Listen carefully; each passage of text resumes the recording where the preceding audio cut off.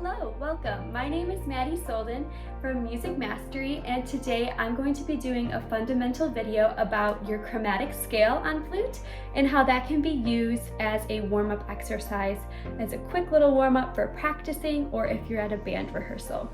So the first thing I'm going to do is I'm going to play a chromatic scale for you. This is my F chromatic scale, from a low F to a middle F to a high F, and then back down. So just take a listen for a minute.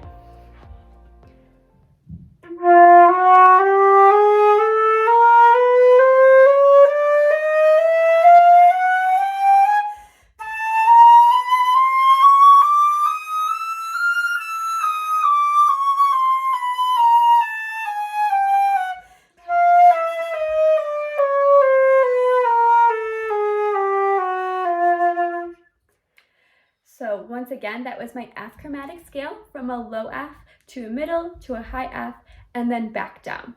So let's go over some tips and tricks for along the way. So a chromatic scale means that we have every single interval in there going from F to F.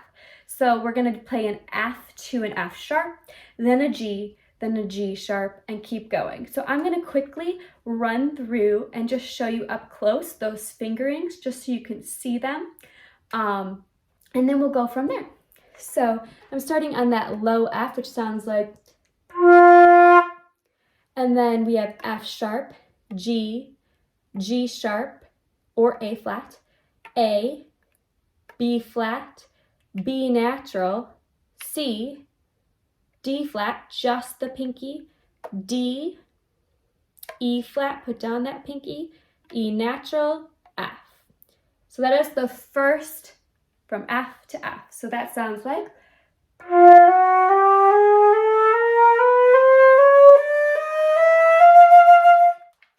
So then you continue upwards. So I'm going to show that real quick. So we started, this is middle F, sounds like this.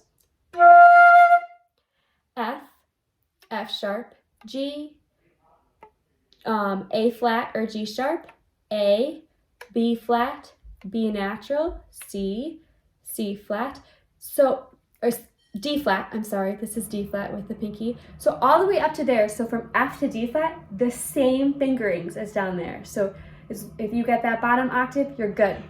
Now our D is where it changes, so we just have those right hand fingers. D, E flat, all fingers down, E natural, and F. Take a look there, F. Okay, so those are some fingerings to think about.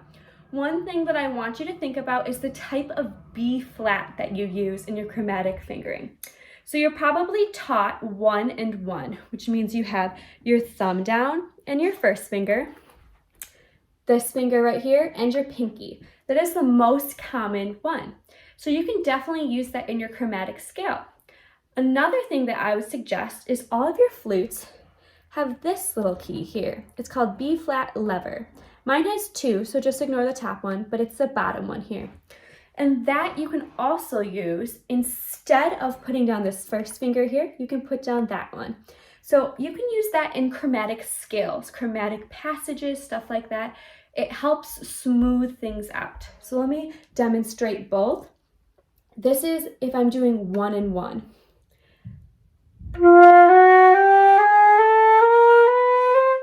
And then if I'm doing lever, now I'm going to show you what would happen.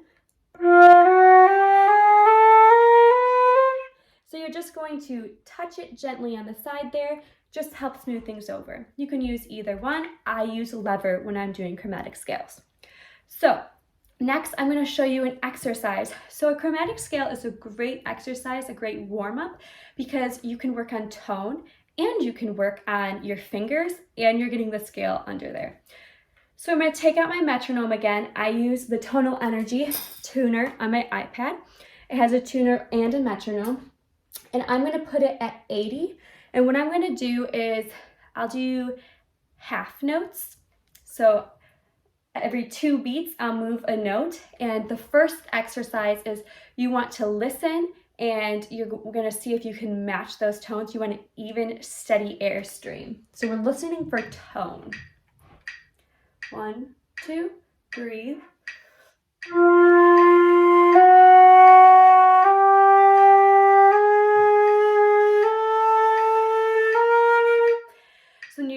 going. And you want to make sure that you have a steady airstream that's connecting each of those notes, and we have a good tone. If we have a really weak, shaky airstream, that means we want to make sure our posture is good, we're breathing correctly, and we're really filling up the instrument so then all of the notes sound the same. So this is a great exercise. You can go all the way up. You can speed up your metronome or slow it down. Another thing you can do is, these are more of long tones. I'm going to give 4 counts to each beat.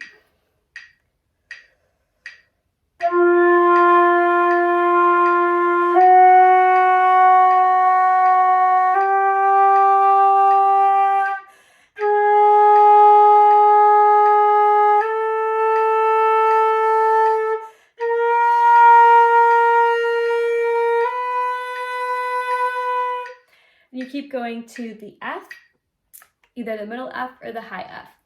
So you want to make sure, again, steady airstream, same tone all the way up. So this is going to help you because you're going to go through every note in the chromatic sequence, and you're going to make sure that you're getting a good sound in all of those to warm up. The next suggestion I have is take the same scale, and now you're going to speed it up for your fingers. So now you want to do it at a bit of a faster tempo. So maybe I would put it at, let's see here. This is 1/16. So I'm going to show you how that sounds.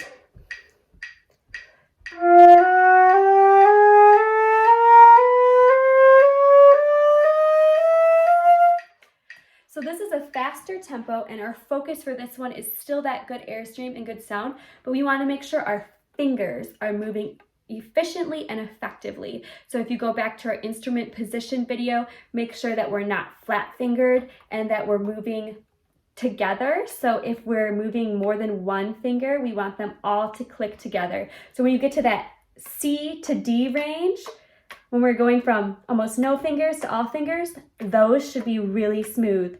And if they're not, then slow it down and we'll go like this.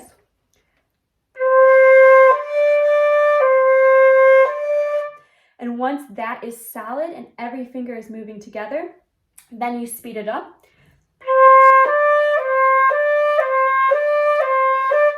Another thing you can do, put your flute up on your shoulder, get that C, and watch. And I want you to listen to that click. You can hear the click in your ear. Listen, and it should sound like one click. It shouldn't sound like you're tapping all your fingers. So you want it to be nice and smooth, one click. So then you can go up your chromatic scale starting from the F, and you can watch all of your fingers and make sure they are all in sync. So a metronome's a great tool because I could speed this up and I could play it like this. Or the whole thing.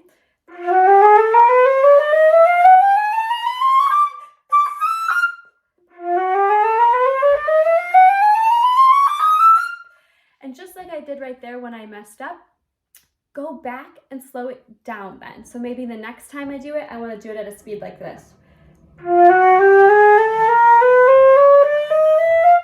And I make sure it's nice and clean, and then I know I can speed it up after that. So what we reviewed today is our F chromatic scale from F, low F, middle F to high F, and then back down. Do it both ways, up and down. We talked about using a metronome for long tones and listening to that tone as you're doing it. And then we also talked about speeding up the tempo and making sure that our fingers are clicking together and that we have good technique. So those are some of our fundamental basics. Chromatic scale is the easiest warm-up I got. You can use it all the time and it helps you play every note. You can add more notes on to either end once you learn some more. So that's it. I hope this video was helpful to you.